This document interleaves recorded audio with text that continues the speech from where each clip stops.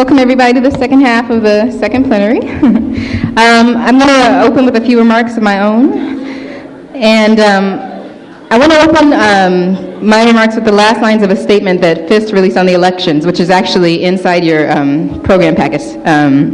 It reads, quote, "Struggle will come, and the millions who took to the streets in celebration of a historic event, and the millions more who watched with gleams in their eyes, will not disappear, but will take to the streets as conditions intensify. As the capitalist crisis plunges deeper, the prospects for struggle and for socialism are looking up," end quote. Now, we in FIST believe these wonderful, optimistic words wholeheartedly. But as youth, it gives us a certain obligation and a certain responsibility, because so many of those who not only celebrated, but actively mobilized and organized for an Obama victory were youth themselves. CBS News reports that 2/3 of voters younger than 30 supported Obama, and that while, quote, support was especially strong among Black and Latino young people, more than half of young white voters supported Obama as well.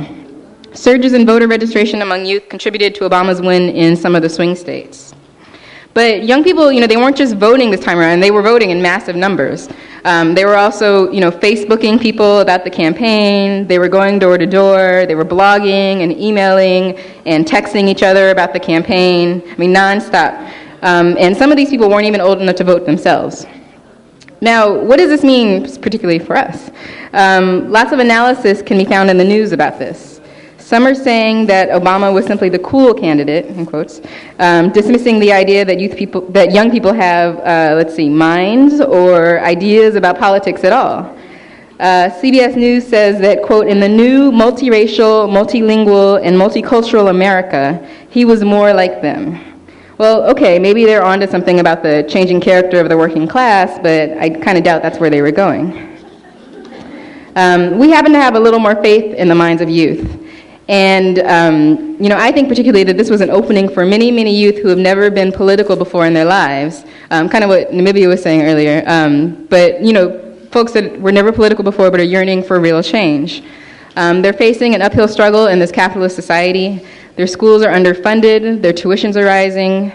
They and their friends get harassed and beat up by the police and thrown into jail for trying to survive, especially if they're youth of color, immigrant youth, or lesbian, gay, bi, and trans youth. The ones who make it to college see few job prospects when they get out, and a mountain of debt, and almost everyone in FIST can tell you personally about that struggle. Those who don't make it to college can't even get jobs at McDonald's these days because job losses across the board mean that older workers are taking the jobs that are usually held by youth.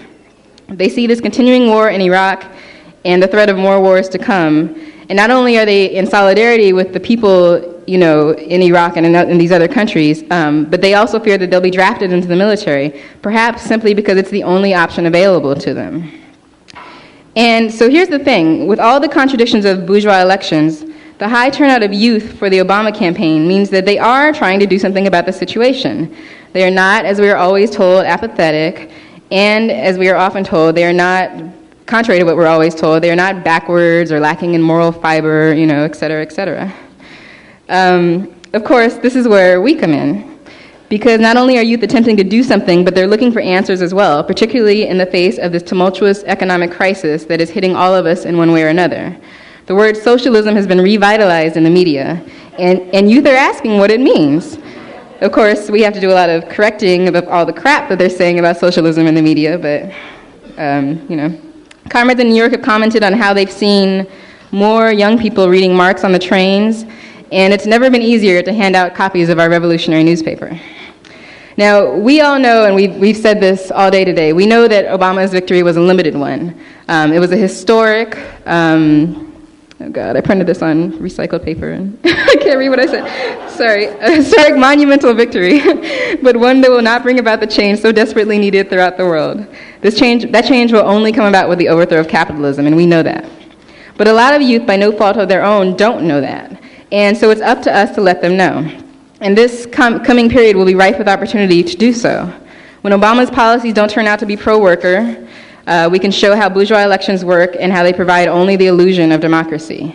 When he can't solve the economic crisis, and a lot of us think that he was set up to fail on the economic crisis anyway, But when he can't solve it, we can explain the cycles of capitalism, how this period was inevitable, and how if we don't destroy the system itself, these cycles will continue wreaking havoc on the lives of working people.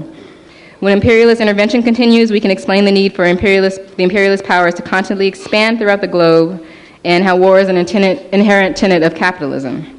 Likewise, when racism isn't even slowed down by Obama's victory, and in recent cases intensified, we can explain how racism and bigotry is used under capitalism to divide black from white, straight from gay, et cetera, et cetera. And I should correct myself because I keep on using the word can, but that's wrong. We must do these things. It's our responsibility to do these things.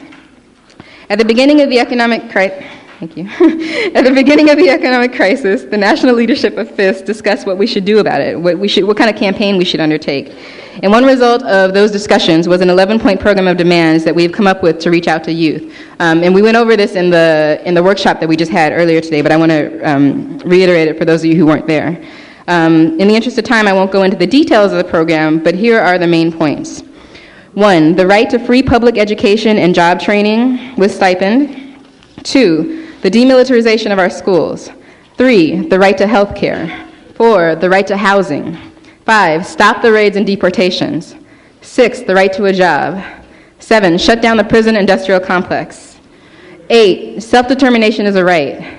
9, defeat U.S. imperialism. 10, justice and equality for all women. 11, safety and equality for lesbian, gay, bi, trans, and queer youth. And out of the workshop that we just had, we're going to add a point about the environment as well, demanding environmental justice.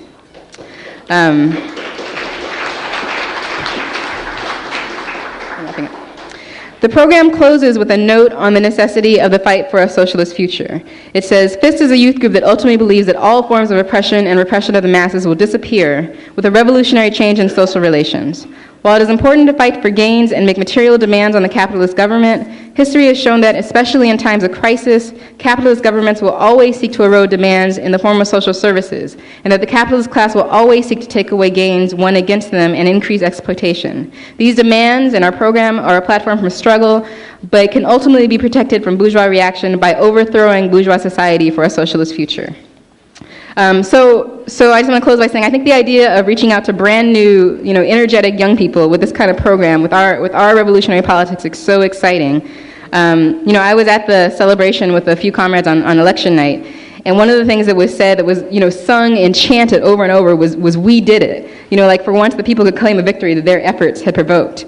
And I think we can channel that energy and say, okay, we did this, but we've got to keep on to win what we need to survive and thrive. We've got big tasks ahead of us, comrades and friends, and so I'm really glad that we're taking this weekend to steel ourselves for the challenge. Thank you.